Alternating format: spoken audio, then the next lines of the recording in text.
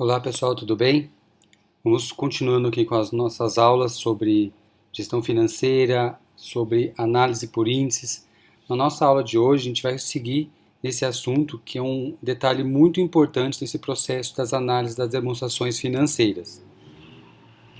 Lembrando que a gente falou nas últimas aulas, a gente tratou sobre os índices então que são importantes nesse processo de análise, esse processo de gestão, e listamos aí basicamente três tipos de análise quando a gente fala desse conjunto dos índices, que são os índices de rentabilidade, os índices de liquidez e também a análise vertical horizontal.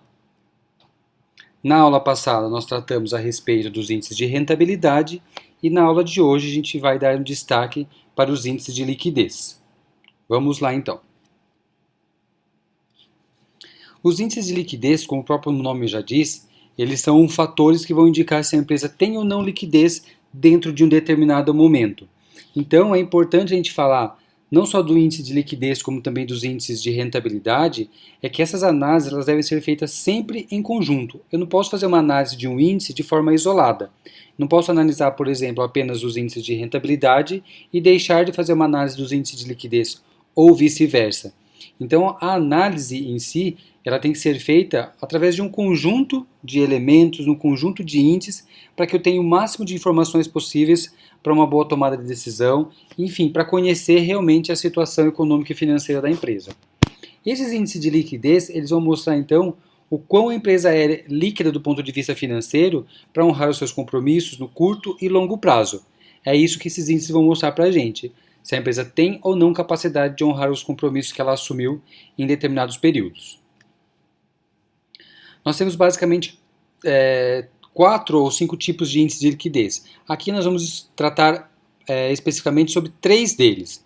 O primeiro é o índice de liquidez imediata.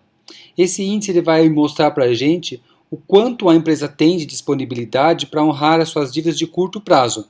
É como se a gente chamasse esse índice então de liquidez absoluta ou até mesmo liquidez instantânea.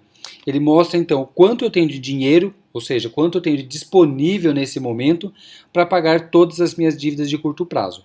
Então ele vai considerar o dinheiro que eu tenho disponível no meu caixa, no meu banco e até mesmo as aplicações de resgate imediato e confrontar isso com o meu passivo circulante, que são as minhas obrigações, as minhas dívidas de curto prazo.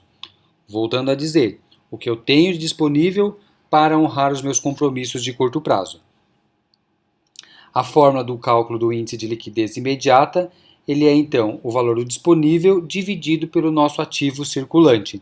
Vai mostrar para a gente então o quão líquida é essa empresa, considerando apenas o seu valor disponível em caixa, banco e aplicações financeiras de resgate imediato. O segundo índice é o índice de liquidez corrente. Esse índice ele pode ser um pouco mais coerente se a gente comparar ao índice anterior, quando a gente dizia que a gente tem que comparar o que eu tenho de dinheiro agora em relação às minhas dívidas de curto prazo, ou seja, eu tenho dívidas futuras, embora no curto prazo, mas comparando com o dinheiro que eu tenho agora. Já esse índice de liquidez corrente, ele vai comparar o que eu tenho de dinheiro agora e também aquilo que eu tenho conversível em curto prazo, ou seja, o dinheiro que eu tenho imediatamente, mais o dinheiro que eu vou ter no curto prazo, pelas vendas a prazo que eu fiz, ou por algum outro fator que eu tenha no meu ativo e possa se converter em dinheiro. Isso tudo no curto prazo. Então ele vai comparar ativo circulante com passivo circulante. São elementos considerando o mesmo prazo. O que eu tenho de dinheiro agora, mais o que vai ser convertido ainda em dinheiro no curto prazo, comparando-se com a dívida que eu tenho no curto prazo, que é o meu passivo circulante.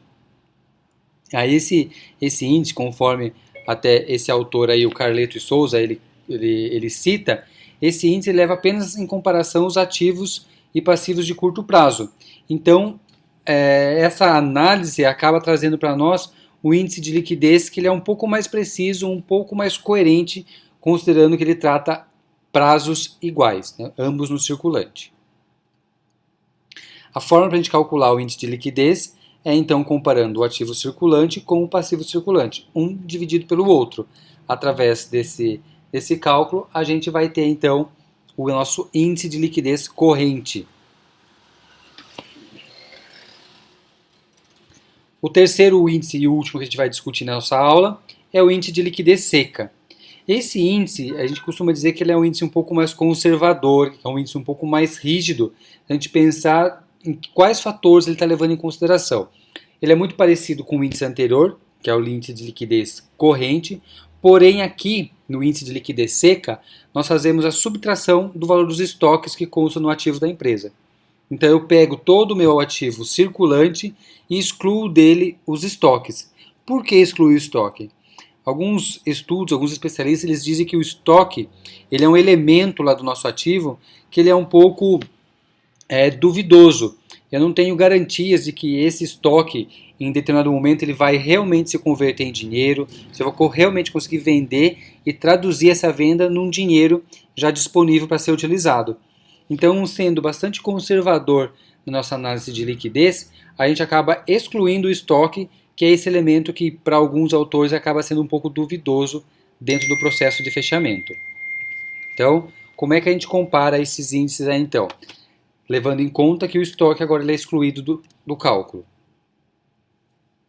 Então, o índice de liquidez seca ele é o cálculo através do ativo circulante menos o estoque dividido pelo passivo circulante. Fazendo esse cálculo, a gente vai ter então o nosso índice de liquidez seca. Agora, com base nessas informações que a gente obteve desses três elementos aí dos índices de liquidez, o liquidez seca, o liquidez corrente e o liquidez imediata, a gente consegue agora praticar, fazer uma aplicabilidade desses índices para a gente entender um pouco melhor como é que eles funcionam através de números práticos.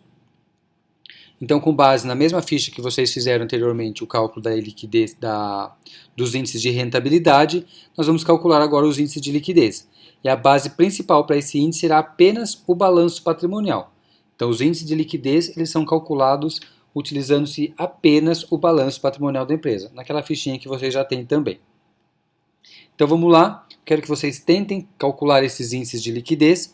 Na próxima aula a gente vai fazer a correção, vou fazer uma discussão a respeito da aplicabilidade, interpretação e análise mesmo desses índices, e aí a gente vai ter mais exercício para praticar um pouco mais. Até lá então, pessoal!